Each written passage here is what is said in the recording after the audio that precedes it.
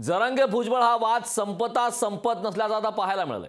कालच्या पत्रकार परिषदेमध्ये जरांगे पाटील यांनी भुजबळांनीच बीडची दंगल घडवली असल्याचं खळबळजनक विधान केलं होतं। यावर आज छगन भुजबळांनी जरांगे पाटलांना प्रत्युत्तर देत 57 वर्षांपासून राजकारणामध्ये वेगवेगळ्या आंदोलनामध्ये जीव धोक्यात घालून आंदोलन केला, मी कोणालाही साधा दगडही मारला नाही असं विधान मंत्री छगन भुजबळांनी केलंय।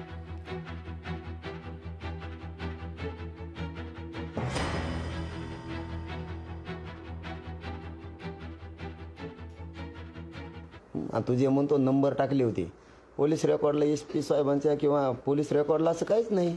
पुढे नंबर होते आणि काय नाही, हे नंबर हे तुला काय माहिती? ही दंगलच तो घडून आणली बीडचा असा अंदाजा दिसायला लागला आम्हाला। तुला हे नंबरिंगचं कसं काय माहिती? ह्या नंबर येतं, 2 येतं, 4 नंबर येतं।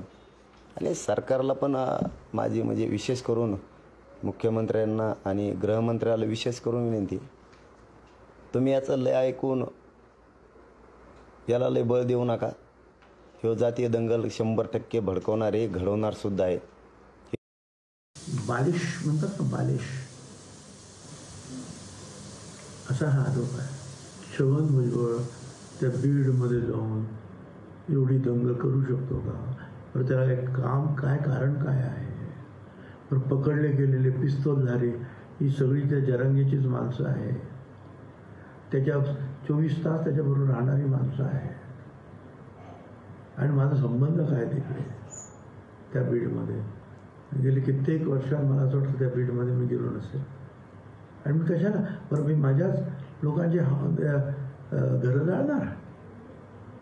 एवढा माणूस नाही मी। मला 57 वर्ष झाली राजकारणामध्ये, वेगवेगळ्या आंदोलनामध्ये मी गेलो, परंतु मी जीव धोक्यात घालून आंदोलन केलं।